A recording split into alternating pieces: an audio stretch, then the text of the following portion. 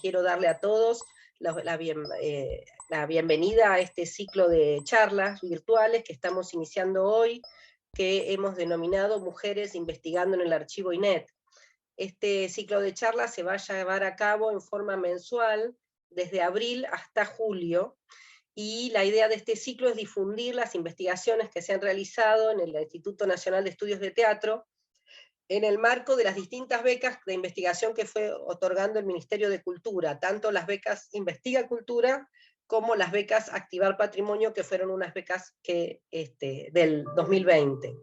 Hoy vamos a comenzar, y después la voy a presentar con más detalle, pero hoy vamos a comenzar con el trabajo de Lía Noguera, que obtuvo la beca Investiga Cultura, y el título de su investigación es La familia Podestá y el fondo documental Jacobo de Diego, un estudio acerca de las compañías teatrales argentinas, su asociación, vínculos laborales y afectivos.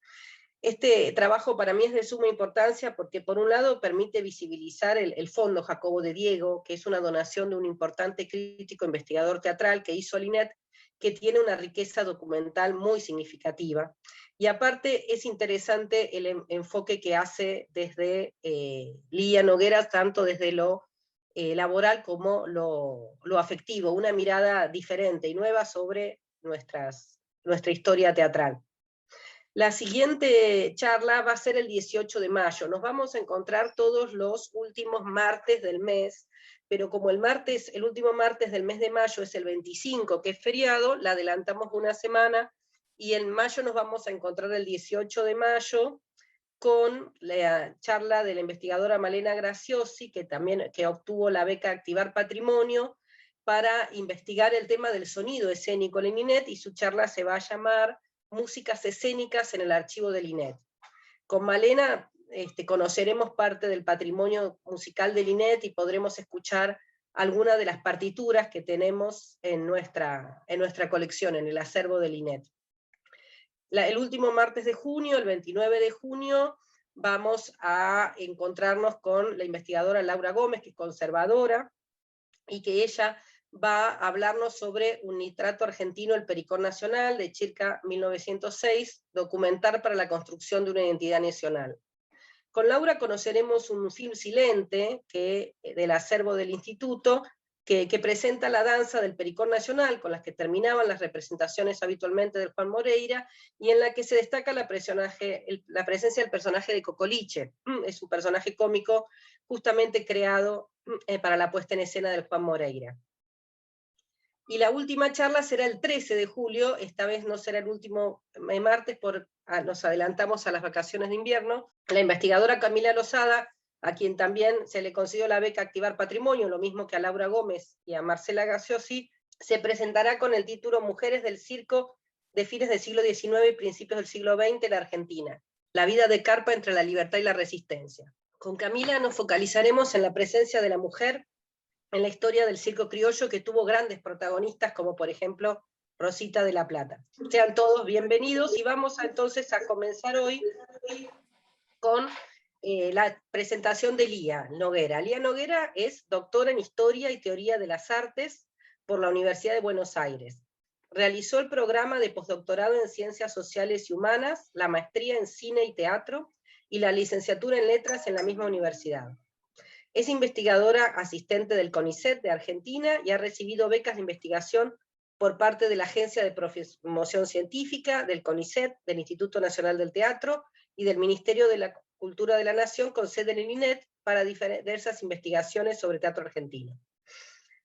Como docente dicta clases en las asignaturas Introducción a las Artes Escénicas, en la Facultad de Filosofía y de Letras de la UBA, y Panorama del Teatro Latinoamericano en el Departamento de Artes Dramáticas de la UNA, de la Universidad Nacional de las Artes. Publicó diversos artículos, participó en múltiples congresos nacionales e internacionales, dictó clases como docente invitada en la Universidad de Málaga, en España, y de Berlín y Hamburgo, en Alemania, y publicó los libros Escenas Federales, en coautoría con Martín Rodríguez, y Teatro y Frontera, Cruces y Desplazamientos Geográficos y Culturales durante el gobierno de Juan Manuel de Rosas. Su trabajo se titula, como ya dijimos, La familia Podestá y el Fondo Documental Jacobo de Diego, INET, un estudio acerca de las compañías teatrales argentinas, sus asociaciones, vínculos laborales y afectivos. Muchas gracias, Laura, y muchas gracias a todos ustedes por participar de esta primera charla de este ciclo. Así que bueno, voy a comenzar exponiendo un poco los avances de los resultados parciales de mi investigación. Las compañías teatrales argentinas, desde sus comienzos, se centraron en la organización de sus miembros a partir del predominio de los lazos de consanguinidad, a fin de garantizar la continuidad de sus labores y transmisiones de saberes. En el caso de los artistas de circo, concentrados siempre alrededor de la primera figura, eran compañías ambulantes que se sostenían mediante las prácticas jerarquizadas por el esquema de familia. En este sentido, los roles en las compañías eran fijos y sus avances dentro de los estratos artísticos dependían del desarrollo que se obtenían dentro del mismo grupo y también del reconocimiento del público. Asimismo, esta estructura vertical permitía el disciplinamiento de los integrantes, no solo en lo que refería a lo artístico, sino también en el ámbito escolar. Así también, las compañías, y en especial las de circo, tenían una estructura en la cual tanto hombres, mujeres y niños trabajaban a la par, y el oficio se aprendía mediante la transmisión de saberes de los adultos y la imitación por parte de los restantes integrantes. Ahora bien, en muchas ocasiones, y a medida que las compañías comienzan a tener cada vez más éxitos, los vínculos laborales se tensionan y en algunos casos se rompen, a pesar de las diversas tácticas y estrategias que los integrantes de las familias compañías establecen para perdurar en el campo teatral, pero también en el árbol genealógico familiar. Tal lo he estudiado en las compañías que formó el padre del teatro argentino, José Pepe Podestá, durante el período 1872 y 1937 en el Río de la Plata. En ese estudio que desarrollé en el marco de un UBACIT, una investigación que se realiza en la UBA, titulado Condiciones laborales de los artistas del espectáculo, y que dirige la doctora Karina Maure, dirigió, establecí 3 fases para estudiar estas compañías de José Podestá. Estas 3 fases evidenciaron no solamente los cambios que se produjeron en torno a la organización laboral y estéticas de las compañías del padre del teatro argentino, sino que también se encontraban en estrecha vinculación con los cambios políticos y económicos que se produjeron en la Argentina de fines del siglo XIX y principios del XX. Ahora bien, las fuentes halladas en esa investigación anterior que realicé en el Fondo Documental Jacobo de Diego, cito en el INET, cuadernos de apuntes, contratos, fotografías, cartas, notas periodísticas, obras, libros de cuenta, libros de críticas teatrales, no solo referían a la trayectoria de Pepe Podestá, sino que también pude observar que existía en este fondo, como así también en los restantes materiales del archivo del INET, una vasta documentación referida a muchos otros integrantes de esta familia fundacional del teatro argentino. Es por eso que decidí ampliar mi corpus de trabajo a partir del estudio de otros integrantes de la familia Podestá. Para este caso fue Jerónimo y Pablo, hermanos mayor y menor de Pepe, y Blanca Podestá, hija de Jerónimo y sobrina de Pepe y de Pablo. Esta investigación, como comentó Laura al comienzo, contó con el apoyo de una beca del programa Investiga Cultura del Ministerio de Cultura de la Nación Argentina para investigar dicho fondo y demás materiales del INET. Cabe señalar que Jacobo de Diego fue un investigador y crítico argentino que donó parte de sus documentos al INET y que luego de su fallecimiento en 1993, su familia donó el resto de la documentación que integra el fondo documental que lleva su nombre. Este archivo fue conformado desde 1928 hasta 1993 y refiere fundamentalmente a la historia del teatro argentino y latinoamericano desde sus orígenes y hasta finales del siglo XX. Mi investigación en el INET se inició en octubre de 2019 bajo la supervisión de Laura Mogliani, la doctora Laura Mogliani, directora de esta institución.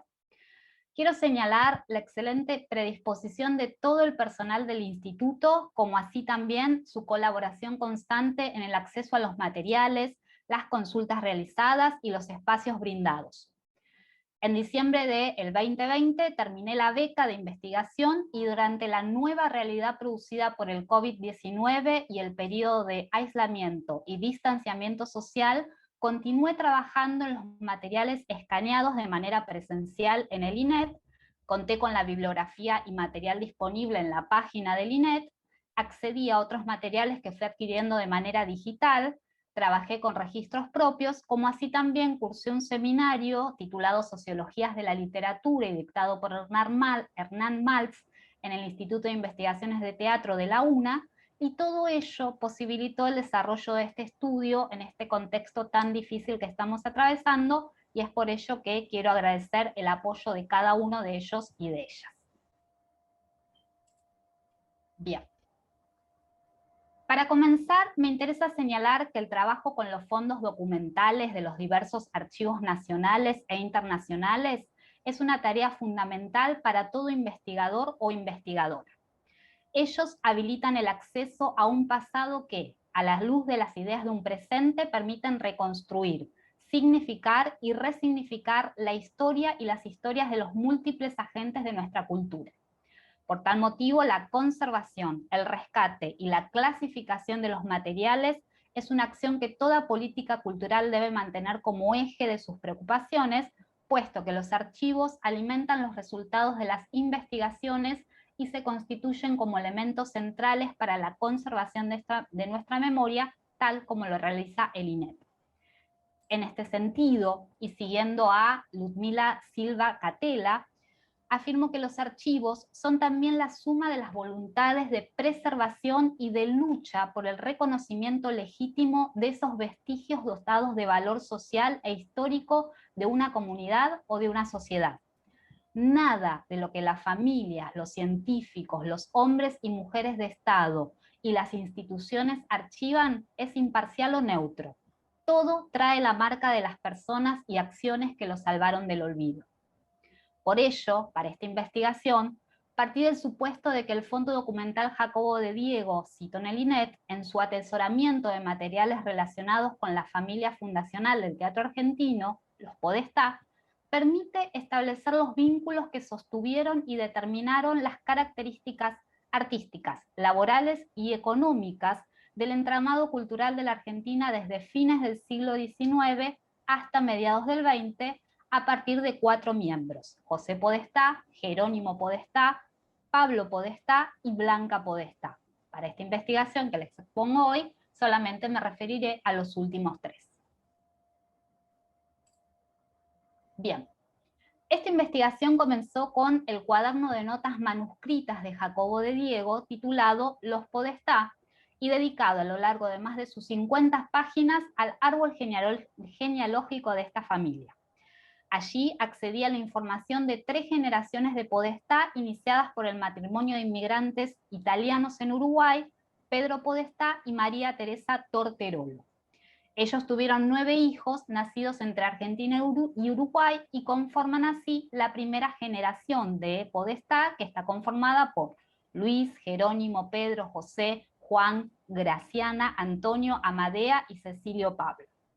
Salvo en el caso de Pablo, que no tuvo hijos, el menor de los 9 hermanos, que se casó con la actriz Olinda Bozán cuando tenía ella 14 años y él 34, según nota del Diario de La Plata de 1923, los papeles fueron adulterados en el registro civil e hicieron figurar que ella tenía 18 y él 25, y salvo él, los restantes integrantes tuvieron un total de 29 hijos, entre quienes se encuentra Blanca Podestá, conformando de esta manera la segunda generación.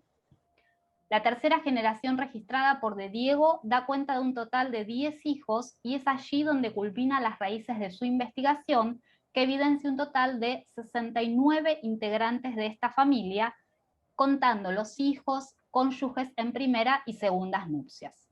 El minucioso estudio de Diego se completa con la descripción de las actividades artísticas de sus integrantes y en un apartado sostiene que la familia tiene 2 rupturas. La de 1901, en la que se separan José y Jerónimo, y la de 1906, en la que se separan Pablo y José.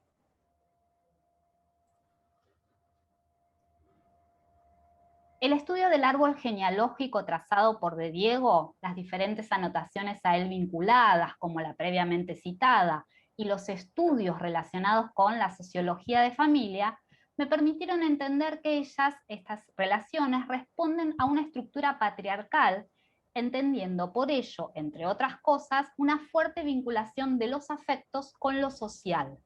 En este sentido, se comprende que los vínculos laborales y afectivos de las familias compañías determinan un lazo de dependencia que no siempre es definitivo, pero que permite, en los casos que se rompan, replicar iguales asociaciones, distribuciones y organizaciones para las nuevas familias compañías que se van creando.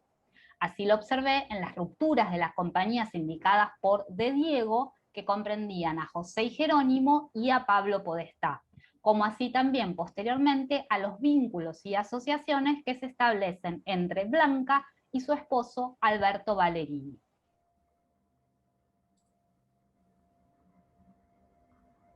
Si bien la crítica del momento leyó la separación de Pepe y Jerónimo Podestá como una oposición de intereses estéticos, Blanca Podestá, en una entrevista hallada en el fondo documental de Diego, y de la cual dimos cuenta en otra investigación, confirma que en realidad los intereses fueron afectivos.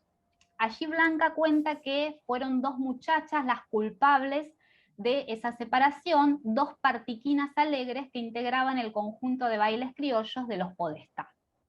La actriz agrega que la esposa de Jerónimo no le dio opción, debía echarla si quería continuar con la familia, pero José Podestá de ninguna manera quería que las bailarinas abandonaran la compañía y por tal motivo se realizó la separación. El resultado final de esta ruptura establece la creación de dos compañías familias en las cuales los diversos miembros del clan, se tuvieron que reubicar a fin de mantener no solo los ingresos económicos, sino también los lazos afectivos. Recordemos que Jerónimo Podestá en 1872 comenzó en la ciudad de Montevideo sus actividades circenses junto a su hermano José en una carpa instalada en la calle 18 de julio de esa ciudad de Montevideo.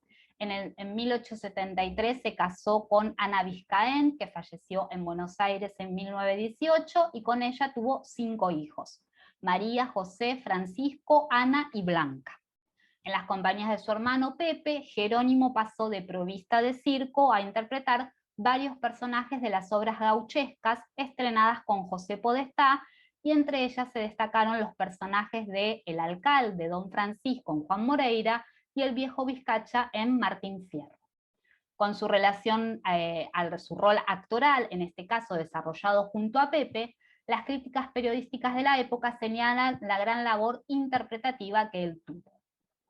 Ahora bien, me interesa también señalar aquello que Elías Alipi cuenta en su artículo Mis experiencias como director artístico, que se encuentra disponible en el sitio de internet del INET.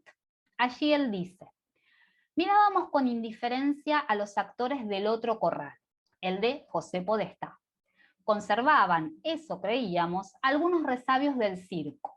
Comentábamos despectivamente el uso de la bombacha y el chiripá, y olvidándonos de que con esas piezas se vestían en las obras Barranca Abajo, La Gringa, Sobre las Ruinas y otras piezas de méritos. Todavía usaban algunos actores barbas con armazones de alambre, y el bigote lo sujetaban con piolines detrás de las orejas. Los actores caracterizaban ciertos tipos con la misma máscara. El recuerdo del actor y director argentino Elías Alipi, observamos aquello que la crítica leyó sobre la separación de los hermanos Jerónimo y Pepe Podestá, que el distanciamiento se produjo por desencuentros estéticos y por el tipo de teatro que cada uno concebía. A diferencia de Pepe, Jerónimo proponía una superación de los dramas gauchescos, no solo a nivel dramatúrgico, sino también de puesta en escena, y sin por ello desdeñar de la dramaturgia nacional. Ansiosos de nuevos desafíos, Jerónimo comienza a posicionarse como precursor de la escena porteña y consolida paso a paso sus éxitos, no solo como actor, sino también como cabeza de compañía. En este sentido, y como pudimos ver, si bien esos intereses estéticos disímiles existían, las verdaderas rupturas y nuevas asociaciones fueron determinadas por intereses afectivos y no económicos o artísticos. El 7 de agosto de 1923 fallece Jerónimo Podestá, y según nota periodística de Clarín del año 47, Jerónimo fue el que hizo civilizar el Teatro Nacional, aun cuando la historia lo relegue. Falleció el mismo año que su hermano Pablo, y con sus partidas, la escena nacional estuvo de duelo por la pérdida del mayor y el menor de los hermanos Podestá. Todas las imágenes que estamos viendo, así como las citas que voy indicando, pertenecen al Fondo Documental Jacobo de Diego y del archivo del INET en general. La otra ruptura, la de José y Pablo en 1906, también la entendemos en misma clave afectiva a partir de las diversas declaraciones de Pepe en su libro Medio siglo de farándula, en el cual su cariño y su relación paternal establecida con su hermano menor justifica todos los desbordes, desaciertos económicos de Pablo, a la vez que también lo comprende como manifestaciones tempranas de la enfermedad que desarrolló de muy joven y que lo llevó a la muerte. En esta relación, como así también en el propio Pablo, lo afectivo es crucial, puesto que no solo es una característica central de su actuación, sino también de sus vínculos familiares. En especial con su hermano mayor Pepe, quien desde que nació se ocupó de su cuidado y de educación informal, ya que, como él mismo afirmó, solo fue 15 días al colegio. En una entrevista cuenta que su primer maestro fue José Podestá y agrega que es justo decir que fue algo más que mi primer maestro. Fue en ciertos momentos de mi infancia un poco padre mío y mucho madre también.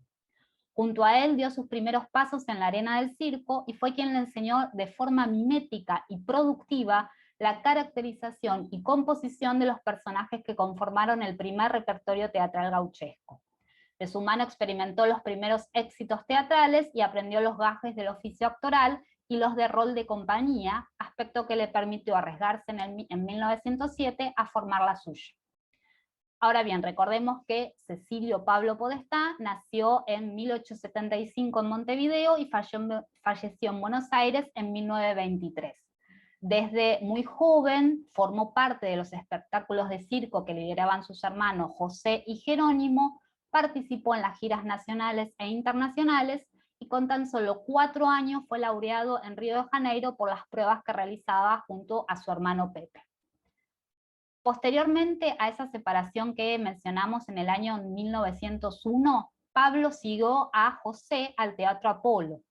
Allí, el 16 de julio de 1902, inició su carrera como actor dramático con la obra La Piedra de Escándalo de Martín Coronado, y es el puntapié inicial que lo lleva a un camino de éxito y reconocimiento por parte del público y la crítica.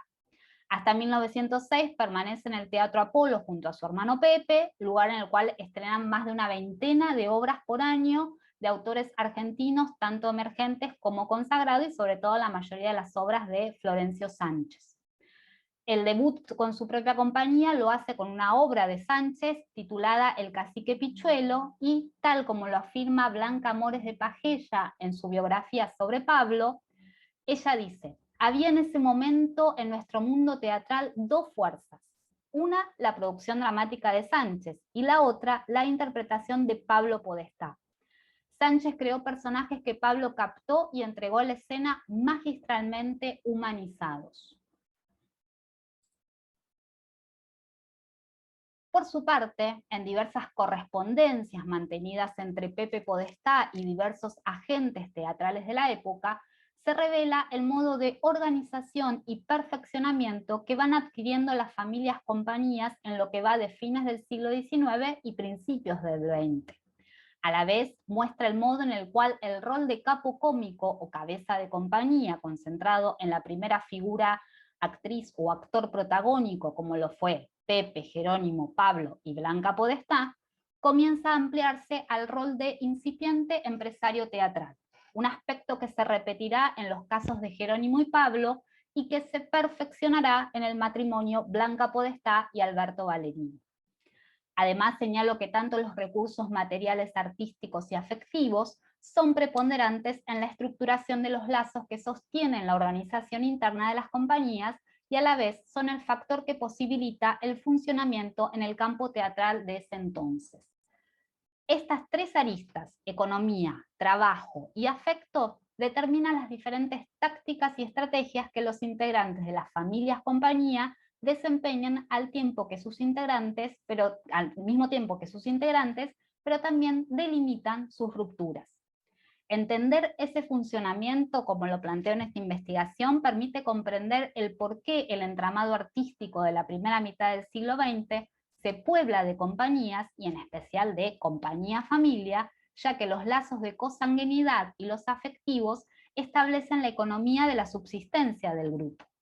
Al reproducir el orden de la familia y lo cotidiano, las tareas laborales, económicas y de disciplinamiento para la obtención del éxito y la permanencia en los escenarios, las compañías-familias tejen sus propias lógicas y obtienen sus réditos. Sin embargo, lo afectivo y la sangre no siempre es un factor que juega a favor de lo económico y artístico, razón por lo cual, en muchos casos, esta arista debe ser comprendida, es decir, la de los afectos, de manera disruptiva.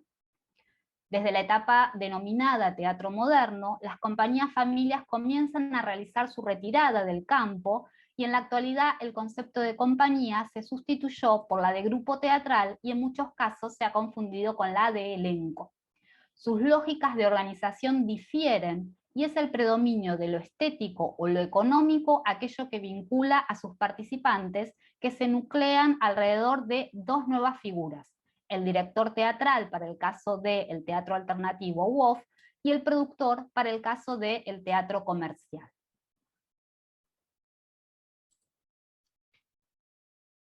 Como podemos ver, los vínculos afectivos y laborales fueron pilares estructurantes de esta investigación, y es por ello que me interesa detenerme muy sintéticamente en ellos. Empecemos por los afectos. El estudio de los afectos y sentimientos posee una gran trayectoria en las ciencias sociales. Desde la filosofía antigua hasta la actualidad, desde múltiples enfoques y disciplinas, se ha contemplado cómo las relaciones emotivas y afectivas se encuentran presentes de manera determinante en las prácticas sociales y artísticas. María Bierg, en un estudio, afirma que sustraer las emociones de los enfoques construccionistas y lingüísticos, recuperar la materialidad del cuerpo y del mundo, y repensar la dicotomía naturaleza-cultura son algunos de los retos que enfrentan la historia de las emociones por estos días. Por su parte, la investigadora argentina Leonora Fuchs señala que a partir del siglo XXI, este affective turn, es decir, giro afectivo, parece haber ganado terreno en la reflexión de las ciencias sociales, en particular en el mundo anglosajón, en sintonía con ciertos cambios significativos en las sociedades contemporáneas, que se manifiestan tanto en la vida cotidiana, los comportamientos, los hábitos, como en relación con la política. Vivimos en una sociedad afectiva, dicen algunos, una condición que se despliega, según Arfuch, en cantidad de registros donde los medios tienen indudable primacía: talk shows, realities, expansión de lo biográfico, lo autobiográfico, lo subjetivo, el culto a la intimidad, etcétera, etcétera, etcétera. Ahora bien, estos estudios, como otros que he abordado, me permitieron comprender las relaciones afectivas al interior de las compañías-familias. Si por un lado me posibilitaron entender el carácter performativo y determinante que ellas tienen en las asociaciones artísticas y económicas de los integrantes, por otro, estos estudios me permitieron reorganizar mi corpus de trabajo. Así, y siguiendo también Arfuch, postulé un espacio biográfico, repito, para estudiar a estos artistas. Este concepto, y siguiendo Arfuch, lo entiendo como la construcción de un corpus basado en materiales disímiles en los cuales la subjetividad se revela y se construye por medio de narrativas, biografías o autobiografías. En otras palabras, a partir del estudio de las biografías de los artistas del espectáculo, que se evidencian no solo en las narrativas literarias producidas por los actores y directores teatrales, sino también de sus cartas, telegramas, entrevistas, y en las biografías realizadas por investigadores teatrales que se hallan en el archivo INET en general, y en el Fondo Jacobo de Diego en particular, pude construir una nueva forma de mirar esas vidas del pasado y entender cómo a partir de la discursividad de lo privado y lo íntimo se produce la afirmación de esos sujetos y se establecen también sus formas de trabajo artístico. Un ejemplo de ello fue el hallazgo en el archivo INET, en la sección manuscritos, del manuscrito Comentarios dialogados, algunos hechos de teatros, actores, etc., de autor anónimo. Este documento muestra aspectos que, si por un lado algunos de ellos fueron publicados en Medio siglo de farándula de José Podestá, por otro revelan trayectorias y anécdotas poco difundidas hasta el momento en el campo teatral argentino. Tal es el caso del matrimonio, de la unión matrimonial y luego artística de una de las parejas más emblemáticas de nuestro pasado teatral, Blanca Podestá y Alberto Valerini. Recordemos que Blanca nació en La Plata en 1886, comenzó su carrera artística a los 12 años, momento en que realizó el reemplazo de María Podestá, la rubia cantora, una noche en la que ella no pudo actuar en la obra Caín de García Belloso. Luego de su debut continuó su labor componiendo sus personajes a partir de la observación, la imitación de sus pares y ensayando delante del espejo aspectos propios de la actuación popular en la cual nace. Continuó con la representación de las obras dirigidas por Soria y su éxito nunca cesó. Ahora bien, en estos apuntes biográficos nos muestran cómo el casamiento de los artistas principales de la compañía de El Padre de Blanca, Jerónimo, se produjeron en la clandestinidad, puesto que la hermana de Blanca también estaba enamorada de Alberto Valerini. No obstante, Blanca y Alberto se escaparon durante uno de los ensayos de la compañía de Jerónimo Podestá y en el centro de la ciudad porteña dieron el sí y se marcharon posteriormente a la ciudad de Chivilcoy en tren. Dicen que nunca bajaron del tren, pero bueno, es una nota al pie. Cuenta el biógrafo que al enterarse de la noticia, la compañía estalló en asombro, pero aún más lo hizo Ana, la hermana de Blanca, quien terminó desahuciada y rompió en parte el camarín de Blanca. Es importante mencionar que los vínculos afectivos al interior de la pareja se traducen al campo teatral y operan como bastión de la asociación laboral de esta nueva familia-compañía. Desde 1924 y durante 30 años, Blanca dirigió junto a su esposo el Teatro Smart, y la crítica del momento destacó el matrimonio de artistas como grandes renovadores de la escena porteña, así como también celebraron las grandes figuras nacionales e internacionales que supieron conseguir. Así, esta nueva familia-compañía que conformó Blanca Podestá deja atrás el modelo textual gauchesco y nativista de su padre y su tío, Pepe, y se vincula con la estética naturalista más cercana a la de su tío Pablo, con quien trabajó también, y al mismo tiempo logra consolidar los procedimientos propios de la actuación culta y que gracias a materiales reunidos en la Discoteca Dramática Documental del INET podemos confirmar. Así lo hemos escuchado en Gigoló de Enrique García Belloso, obra estrenada en el año 25 y que los invito a escuchar en ese sitio web del INET. En 1952, cuando falleció Valerini, Blanca se convirtió en su única directora, como también en una de las pocas mujeres que llevó adelante esta tarea por aquellos años. Señalamos que el trabajo femenino teatral solo estaba destinado para la actuación. La dirección artístico-teatral, hasta muy entrado el siglo XX, como así también las tareas técnicas, iluminación y vestuario, entre otras, solo eran desempeñadas por hombres. El rol de empresaria teatral, incluso hasta la actualidad, es un trabajo poco frecuentado por las mujeres y por ello podemos afirmar que Blanca fue una de las pioneras.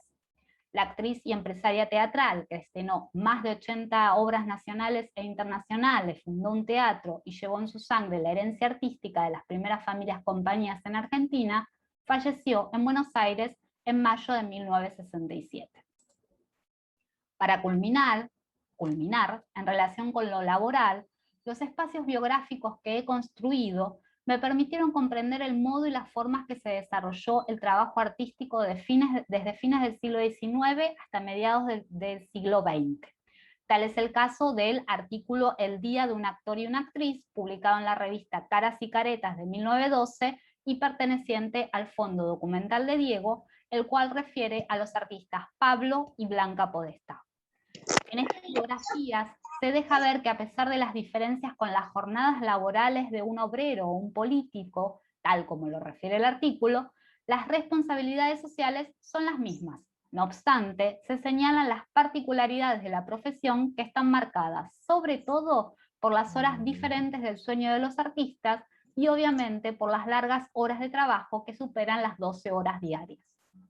Otro aporte fundamental para el análisis de las relaciones de los empresarios teatrales y el modo de planificar las temporadas en función de las ganancias, nos la brinda una carta del actor argentino Florencio Parravicini a Alberto Ballerini, marido de Blanca. La correspondencia es productiva para pensar los aspectos que antes hemos mencionado, como así también para dar cuenta de las condiciones de los seguros y situaciones médicas de los y las artistas. Esto es así, puesto que, entre otros aspectos, la carta refiere a una enfermedad que aqueja a Parravicini y que lo tiene en reposo por orden médica durante 3 meses. Esta imposibilidad de trabajar, obviamente, se traduce en 0 ingresos económicos para el actor. Esto pone en evidencia un aspecto que hasta el día de hoy sigue siendo un problema para los artistas del espectáculo, la casi inexistencia de seguros laborales y médicos. Tanto en el pasado como en la actualidad, los únicos seguros garantizados son los que refieren a los teatros y las salas. Poseer un seguro de vida y un seguro médico, tal como lo he observado en otros análisis, ha sido y es una excentricidad de pocos artistas. Asimismo, en una conferencia testimonial y biográfica de Elías Alipi, que trabajó en las compañías de Jerónimo, como lo hemos nombrado, y de Blanca como director, él habla de sus inicios pobres y precarios para trabajar en el mundo artístico. A partir de dichas referencias, como otras tantas que hemos señalado en el artículo que vamos a publicar de esta investigación, es fundamental reflexionar sobre las condiciones de precariedad en las cuales los artistas del espectáculo realizaron sus tareas, como así también preguntarse el por qué al día de hoy este estado de situación no ha cambiado radicalmente. Isabel Lorey explica en una de sus investigaciones cómo las condiciones laborales anómalas y precarias en los ámbitos culturales se vuelve una norma que implica la adaptación y normalización de las prácticas, su aceptación y por ende la aceptación y la precarización del sí mismo. Pero la normalización, decimos nosotros, no opera solo en el propio cuerpo trabajador, sino también en los espacios que ese cuerpo ocupa en los ámbitos artísticos laborales y que hasta el día de hoy sigue presentándose como problemas. En síntesis, y ya ahora sí para terminar, como testimonios del pasado que vienen a develar aquello que no se ha dicho o no se ha querido contar, como discursos que se construyen con la intención de trascendencia de una cadena de hechos, pero también de los propios sujetos que lo enunciaron, los documentos citos en el INET que he analizado me permitieron comprender, a la luz del presente, el modo en el cual las compañías familias argentinas se conformaron y funcionaron desde fines del siglo XIX hasta mediados del siglo XX. Además, basada en un método biográfico que se sustentó en el análisis y reconstrucción de las experiencias de vida y de los afectos que la constituyeron, volví sobre narrativas del pasado para, y como dice Mecchia, comprender qué ha hecho el mundo en sus vidas y especialmente qué le han hecho al mundo sus vidas, dando así cabida a la olvidada capacidad de agencia. Muchas gracias. Muchísimas gracias, Lía, por tu exposición.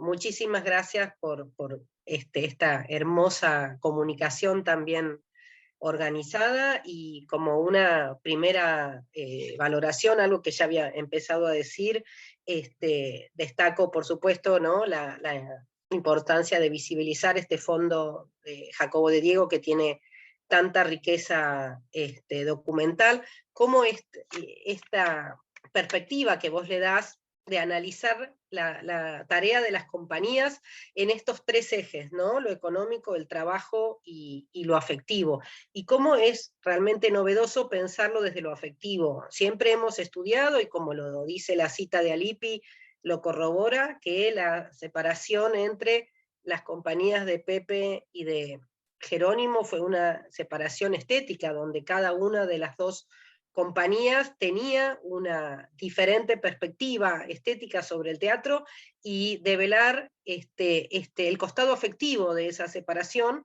que por supuesto se correspondía con una división estética, pero en realidad tenía un motivo familiar por detrás. Me parece que es una perspectiva tuya que nos permite repensar las relaciones de las compañías desde esta estructura familiar. Lo mismo con la segunda ruptura que vos analizás, que es la de Pepe y Pablo, y si uno ve la biografía de Pepe, si lee la biografía de Pepe, ve esto que vos decís, sin duda, como él perdona y recibe nuevamente, constantemente a Pablo. O sea, Pablo se corta solo y inicia gran cantidad de empresas, y todas terminan en un... O sea, su genialidad artística va acompañado de, evidentemente, una falta de capacidad administrativa, económica, que hace que todas sus empresas terminen fracasando, y siempre Pepe lo vuelve a recibir en su seno, siempre Pepe lo incorpora y perdona su partida. Así que realmente te agradezco tu trabajo, destaco esa lectura nueva y novedosa, ¿no? De ver el costado laboral, las condiciones de trabajo de los artistas, y también el costado afectivo. Y también quiero dar la bienvenida, que estuve viendo gente que se fue sumando, a Joan Martori, que es un investigador de Barcelona, pero sobre todo a Elizabeth Otero, que está sin cámara, pero es descendiente de los Podestá. No voy a decir, nunca la invoco si es sobrina, bisnieta, no quiero decir exactamente, pero realmente es alguien que va a valorar el trabajo que vos has hecho sobre su familia. Tengo preguntas, no sé si alguien quiere hacer alguna pregunta o algún comentario antes de yo hacerle algunas, si no, seguir monopolizando la palabra y hacerle alguna pregunta a nuestra expositora de hoy. Bueno, empecemos por Leonor y después pasa Alejandra. Muchas gracias, Laura. Un gusto acá desde Paraná, Entre Ríos. Para Lía, entonces. Lía, excelente tu disertación, la verdad, y la investigación también. La verdad que tenía en mi memoria una historia de los Podestá, pero vos me la has profundizado y me da cosa saber tanta vida que han tenido y tanto que le han dado de caudal de riqueza al teatro argentino, a las raíces del teatro argentino. Cuando dijiste de Jerónimo que le dio civilidad, creo que fue la palabra que empleaste. Si podrías profundizar un poquito, ¿qué sería ese término? ¿Qué quisiste decir? Si podrías ahondarlo, aunque sea brevemente, cuando le otorgas a Jerónimo Podestá esa palabra con respecto al teatro. Está muy relacionado también con la intención de José Podestá de seguir más pegado a los dramas gauchescos, mientras que en el caso de Jerónimo, digo, como que había, si bien fue reconocido toda la labor que hicieron en cuanto a la escena nacional y en cuanto a las obras gauchescas, había un interés de superación y por lo tanto acercarse más a lo que Laura Mogliani ha investigado muchísimo y ha publicado mucho sobre el nativismo, ¿sí? En el cual se alejan de esa poética gauchesca que se lo asocia más a un concepto más barbarizante, podemos decir en esos términos, ¿sí? Y acercarse a un teatro un poco más de élite y dejar lo que sería, que lo fueron dejando ya con los dramas gauchescos, la arena del circo, pasaron al teatro en la sala a la italiana, ¿sí? Pero ya abandonarlo, si bien Pepe Podestá, obviamente, también con su mirada más de empresario, le encontró la vuelta y seguía teniendo éxitos y lo seguía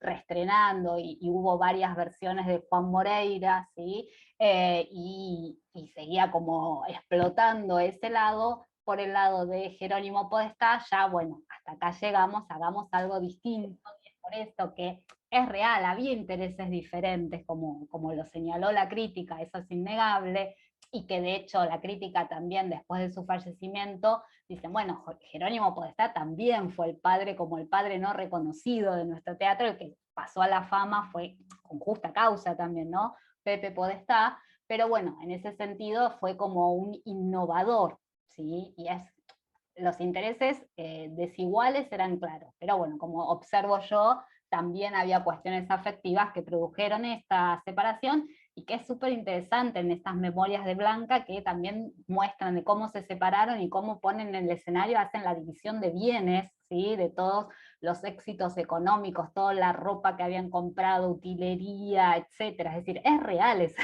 separación, cual si fuera un divorcio. Bueno, muchísimas gracias. Sí, muchísimas Pasamos gracias. a Alejandra Espasande, que había pedido la palabra. Oh, ¿me escuchan? Sí, perfectamente. Sí, estoy muy interesada porque la Argentina era como una ciudad muy importante para las compañías españolas, muchas de las cuales eran compuestas por niños, algunos eran niños huérfanos o niños de familias pobres, y algunos se quedaban en Argentina. Entonces, y en su mayoría eran como compañías de zarzuelas. Entonces mi pregunta es, porque no estoy muy familiarizada con la familia Podestá, si además de circo ellos pudo haber una oportunidad en que colaboraran con compañías españolas, o que participantes de compañías españolas hayan colaborado con ellos y haya habido esta interacción. Y mi segunda parte de la pregunta es referente al derecho infantil, a proteger a los niños. Si encontraste en tu investigación algo referente a algún periódico o persona intentando proteger que los niños no fueran maltratados, porque he encontrado que en México, ¿no? Como en la época ya del porfiriato, ya habían personas, ¿no? Criticando las compañías que traían los niños, que los tenían trabajando demasiadas horas. Entonces, ver si hubo alguna interacción con compañías españolas, y si los niños que colaboraron con los Podestá, si habían quizás niños huérfanos, y si hubo alguna vez alguna cuestión de la protección del niño. Bien, con respecto a tu primera pregunta, no tengo documentado, pero seguramente es claro que las compañías interactuaban, ¿sí? Sobre todo aquellas extranjeras que después se quedaban, seguramente después se reubicaban en diferentes compañías argentinas, pero no podría confirmar si las de Pepe Podestá representaron o formaron parte de compañías extranjeras, por lo que he investigado, ningún dato me ha llevado a eso, pero no lo he profundizado. Con respecto a lo segundo, con esta investigación que yo nombré, que originó esta segunda, que es un UASIT sobre las condiciones laborales de los artistas del espectáculo, que se publicó un dossier en una revista Telón de Fondo, pasó el chivo, pero ahí te digo esto porque hay una investigación de Susana Shirkin, en la cual ella investigó sobre este tema que me estás investigando, dio cuenta del maltrato infantil, sobre todo en las compañías de circo, ¿sí? De hecho siempre recuerdo que comentaba el bebé bala, que utilizaban un bebé para disparar y hacer una prueba, y bueno, falleció. Pero bueno, situaciones dificilísimas, y que obviamente el cuidado y reglamentación de todo esto por ese entonces no estaba. Así que para más información obviamente te invito a recorrer ese artículo, que tiene un montón de información, porque si mal no recuerdo también trabajó con muchos archivos de la policía, ¿sí? En los cuales testificaba cada uno de estos casos. Gracias. De nada. Yo quería hacerte si no hay, una pregunta que me parece que es importante aclarar, que es un tema que vos lo tomaste rápidamente y que sin duda tiene que ver con esta investigación que ya mencionaste, que hicieron con la dirección de Karina, que está presente hoy con nosotros, sobre la situación laboral de los actores.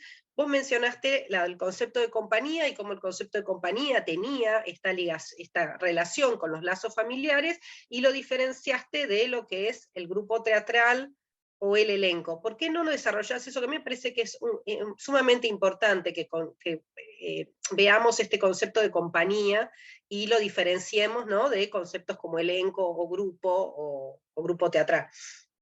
Sí, básicamente la idea de compañía también era una asociación vincular, artística, económica y afectiva, en la cual se proyectaba a lo largo del tiempo y representaba múltiples obras teatrales, giras y demás. Digo, era algo como algo fundante, a diferencia de lo que después se empezó a establecer como elencos, que si bien había un elenco estable, por ejemplo el Teatro San Martín tuvo su elenco estable, eran, digo, bueno, la conformación en cuanto a cantidad y organización interna difería, ¿sí? Pero sobre todo también la idea de elenco es que es un elenco que es más, me sale volátil ahora la palabra, pero digo, es algo que quizás se va rearmando según la demanda de un gusto estético o de una necesidad del teatro, etc. Es algo que tiene más variación a diferencia de lo que es la compañía, ¿sí?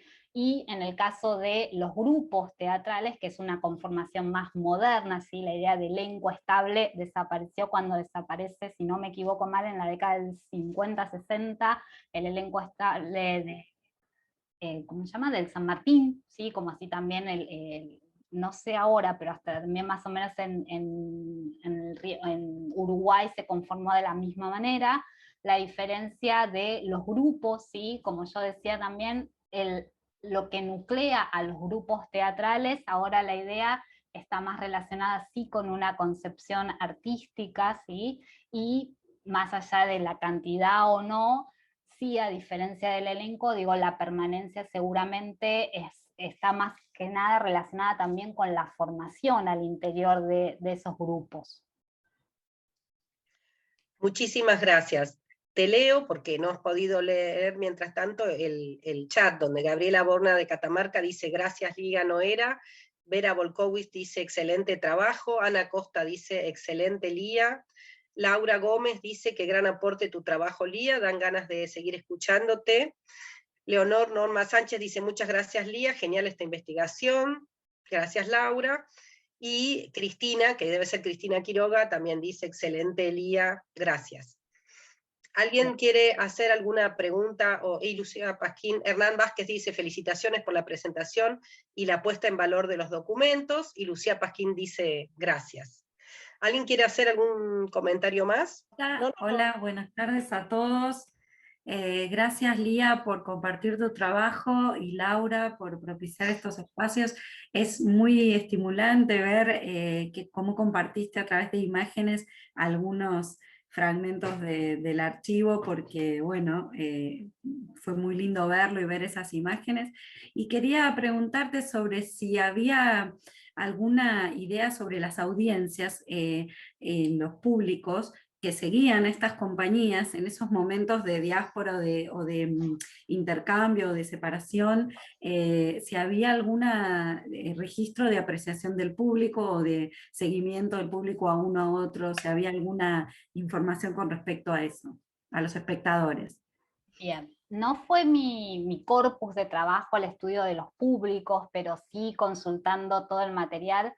Es genial trabajar en el INET, digo, primeramente porque, bueno, Laura obviamente es una gran conocedora de toda nuestra historia teatral y le ayuda muchísimo, sino también el hecho de agarrar las cajas, obviamente con los guantes, con todo lo que debe ser, obviamente, correctamente, pero el acceso es muy ágil, que quizás en otras bibliotecas que he estado es mucho más complejo. Entonces el caudal de información que iba manejando me permitía ver mucho, ¿sí? Y sí, lo que he tenido acceso es mucho a las cartas, a las correspondencias del público que recibía Blanca Podestá. Le han escrito poemas y demás, digo, en cuanto a reconocerla como una excelentísima y gran actriz, ¿sí? Digo, en ese sentido el material es bastante, y también, digo, también para seguirlo leyendo en clave afectiva, ¿no? Pero bueno, ya se me excedía un poco ese material, pero sí vale decir, y como creo que quedó claro, que estas 4 exponentes de la familia Podestá llenaban teatros, digo, eran los famosos y famosas del momento, ¿sí? Digo, eran quienes establecían la vara, y para eso, si bien no hay tanto del público, pero sí hay un montón de críticas de cada una de las obras que han estrenado. De hecho hay un registro de que, si no me equivoco, son 80 o 100 obras que ha estrenado Pablo Podestá, y allí las críticas que te acompañan para poder investigarlo. Gracias Lía y gracias Laura Garaglia por tu participación, y le damos la palabra a Malena Graciosi, que había pedido la palabra. Muchas gracias. En primer lugar quiero felicitar a Lía, pues me parece realmente una investigación sumamente valiosa y que nos vuelve a enfrentar a temas que quizás ya conocemos de una manera sumamente original, pero que al mismo tiempo, o sea, siempre hablamos de los podestá como familia y como clan y nunca miramos sus vínculos. Entonces como que nos estás haciendo poner atención a algo que estamos como dando demasiado por sentado. Y por otro lado quería hacer un brevísimo comentario, porque yo también estoy de alguna manera trabajando con algunos materiales producidos por la familia Podestá, que tienen específicamente que ver con la composición de músicas originales y la producción, la gran producción de partituras y de músicas que nos ha dado la familia Podestá.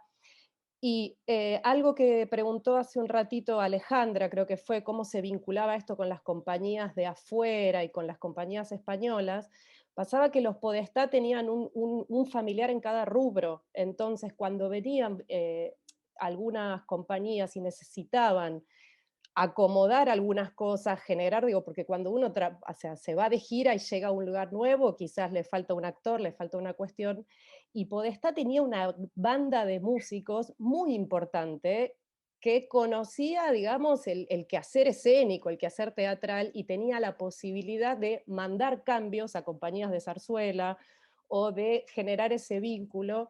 Y si uno mira la historia del teatro rioplatense, está totalmente atravesado por géneros y estilos musicales que están totalmente asociados a las compañías que nos visitaban y a cosas que también, como decían, algunos venían y se quedaban acá, entonces eso traía las músicas de otros lugares, y esta gente tenía además la capacidad de cumplir todos esos roles y oficios que hacían que fueran algo más que un elenco.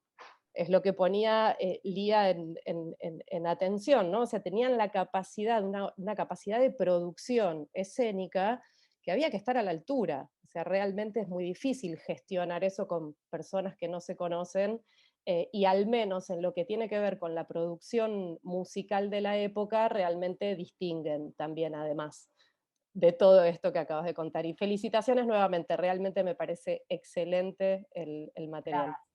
Gracias, Malena. Sí, de hecho en la investigación anterior, que Jacobo de Diego documentaba muchísima información, todo, y bueno, a su vez Pepe Podestá también, ahí accedí, por ejemplo, a un documento que daba cuenta de la composición de una de las primeras compañías que realizó, y si no me equivoco ahora eran 75 personas, y que hacían todo el detalle de la compañía con todos los nombres porque tenían que hacer una gira al interior. Entonces, bueno, para ver el tema de traslados, compra de tickets de los trenes, los músicos, etcétera, etcétera, y bueno, obviamente al interior de las compañías de Pepe Podestá, quien fue así como un iluminador también en cuanto a lo que es todo lo que es la música en escena, fue la incorporación de Gabino Ezeiza a sus producciones, allá fines del siglo XIX, principios del XX. Gracias, Lía. Gracias, Malena, por tu aporte. Y Martín Marcou nos dice, excelente, Lía, gracias, muy bueno el resto de los aportes. Ustedes por escucharme. ¿Algún comentario más que quieran agregar? ¿O alguna pregunta? Quizás tengo una pequeña palabra para aportar, Laura. Sí. ¿Se puede? Que así ella, Lía, habló de familias, quizás una de las más conocidas es la familia Podestá, pero acá en Paraná tuvimos la de los hermanos Navarro, que tenían su circo, y era verdadera el papá, la mamá, los hermanos, los primos, las cuñadas, y la familia Santangelo, del cual se le rinde honor con el anfiteatro Héctor Santangelo. Y el hermano de don Héctor se fue a Buenos Aires e hizo cine allá al principio del 900. Entonces, eso tenía para aportar. Los grupos familiares que, dijo Malena, hacían todo, tenían todo, y es verdad, cantaban, bailaban, eran músicos, eran acróbatas, magos, titiriteros, todas las funciones del teatro juntas. Eso nomás. Muchas gracias, muchísimas gracias, muy agradecida estoy.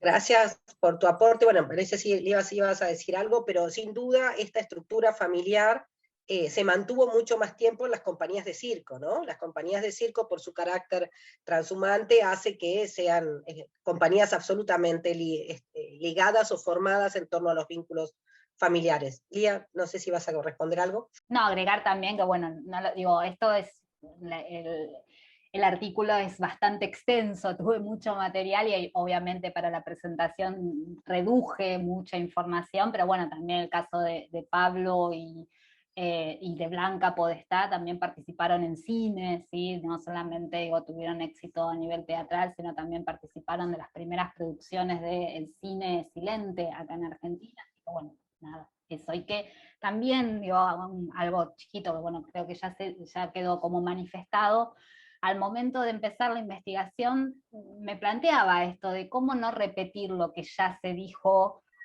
tantas biografías o tantos estudios sobre la familia fundacional del teatro. Entonces encontrar esa vuelta de los afectos me permitió una mirada diferente, era como entenderlo desde otro lugar, evitando repetir, si bien obviamente cito y retomo muchas biografías, diccionarios, Pelletieri, Seibel, etcétera, etcétera, que se ha hecho, digo, me parecía entrar por lo laboral y lo afectivo a estas vidas, podía arrojar una mirada diferente, y creo que fui por ese lado y llegué. Sí, es que destaco eso, ¿no? Como decía, esta nueva mirada que aportás al material ya conocido desde esta perspectiva afectiva. Lita Llagostera, que es una investigadora también especializada en teatro infantil, nos te dice excelente, gracias. Sí, Ricardo Poviersin, espera, que ya te doy la palabra, Lita. Ricardo Poviersin, que es investigador del instituto, te dice muy interesante, Lía, un gusto volver a verte y escuchar sobre tus investigaciones. Y Pamela Gionco, dice, Lía, me encantó la presentación, tengo una consulta, en tu estudio encontraste referencias de la participación de la familia Podestá en el cine de los primeros tiempos. Justo estaba preguntando eso, dice. Sí, hay fotos también, así que el INET tiene material para todos los gustos. Lita, ¿querías decir algo? Que te interrumpí, perdón. No, agregar que, bueno, que esta mirada desde lo afectivo me resultó novedoso el enfoque que hiciste, Lía. Muy bueno porque agrega algo más de lo ya dicho de los Podestá. En cuanto a los niños, yo no tengo ahora presente uno de los estudios que hice, que creo que fue en el año 37, que una ordenanza que prohíbe el trabajo de los niños en horarios más allá de las 9 de la noche, que hasta ese momento no se tenía en cuenta, y bueno, otros han estudiado en profundidad este tema, pero fue una necesidad, porque los chicos sufrían estando en escena a veces hasta muy largas horas de la noche. Bueno, nada más que agregar eso, agregó algo más de lo que yo no había advertido, esta cuestión de, con todo el material que hay, sin embargo, esto agregó muchísimo. Así que muchas gracias, muy lindo trabajo, hermoso. Muchas gracias. Muchas gracias, Lita. Y Lucelena Cortés nos dice en el chat, maravilloso trabajo en cuanto a la dirección escénica. ¿Hay algún documento que dé cuenta de esta actividad y cómo la llevaban a cabo? Muchas gracias. ¿Qué tema la dirección escénica? Bien, te voy a citar a Laura Mogliani, que realizó un estudio, acá nos vamos pasando los chivos, hubo el año pasado un congreso de dirección teatral que se realizó en la ciudad de Córdoba, acá en Argentina, y en el cual, bueno, Laura trabajó sobre la dirección de Ezequiel Soria, en mi caso sobre Elías Talipi. Si bien no hay tanta información, no hay tanto teorizado sobre la dirección en esos tiempos, y sobre todo que se considera más que nada una proto-dirección teatral, mucho de la información que tenemos, yo al menos en el caso de Pepe Podestá, que también al principio dirigía sus propias obras, está relacionada también con cartas que se manda con diferentes actores o empresarios teatrales para ir poder viendo un poco la estética que van planteando, ¿sí? Invito a conocer esos trabajos de Laura también, y que todavía no estaban publicados. Estabas en la página del INET, ¿no, Lau? El de Ezequiel Soria. Estoy pensando, que no sé si está en la página del INET. ¿En las jornadas que presentamos no se publicaron todavía? ¿No? No. Pero bueno, puedo mandárselos y si les interesa. el trabajo. Con respecto a la dirección, es muy difícil investigarla porque, como decía Lía, tenemos pocas fuentes, ¿no? Y hemos investigado en estos dos directores, como son Ezequiel Soria y Elías Alipi, pero hay muchos otros directores que no han dejado testimonio de cómo eran sus trabajos. Quizás ahí podríamos trabajar ese manuscrito, Lía, que vos mencionaste, que yo quiero buscar, de comentarios sobre actores, ¿no? El que relataba la unión entre Blanca Podestá y Ballerini. Ese es un manuscrito que dijiste que es anónimo y que encontraste en el INET. Y en la sección manuscritos. Uh-huh. Estaba ahí dentro de una de las cajas. Bien, bien, lo voy a buscar. Yo lo tuve un tiempo en el escritorio que compartí ahí en el INET y después lo archivamos en la sección manuscritos, como corresponde. Bien, muy bien, muy bien. Bueno, no sé si quieren hacer algún comentario más o vamos cerrando esta presentación que ha sido realmente un gran aporte para el Instituto Nacional de Estudios de Teatro. Es una alegría que nuestros archivos lleguen, ¿no? Sean consultados por los investigadores, que produzcan nuevos textos, que produzcan nuevas miradas. Lo que yo quiero destacar sobre todo del trabajo de Lía es esa nueva mirada, esa nueva perspectiva que le dio un tema ya muy, muy estudiado por muchos de nosotros, inclusive por mí, que me permitió cambiar la perspectiva, ¿no? y darle una nueva mirada a los documentos que ya habíamos leído. Para el Instituto Nacional de Estudios de Teatro es fundamental que los archivos cobren vida, que los archivos activen y estén en contacto y, digamos, produzcan nuevas investigaciones, nuevos textos, nuevas perspectivas y nuevas miradas. Les agradecemos muchísimo la presencia a todos y cada uno de los que ha estado con nosotros y los invitamos a volverse a conectar el 18 de mayo para la charla Músicas Escénicas en el archivo del INET, que va a llevar adelante Malena Graciosi, contándonos la investigación que está llevando adelante gracias a la beca Activar Patrimonio sobre el sonido escénico, sobre el patrimonio que tiene el instituto a nivel musical, sobre todo una enorme colección de partituras que ella nos ha logrado tecnológicamente que la podamos escuchar. Muchas gracias. Muchas gracias, Lía. Bueno, gracias. Gracias a todos. Gracias. Gracias.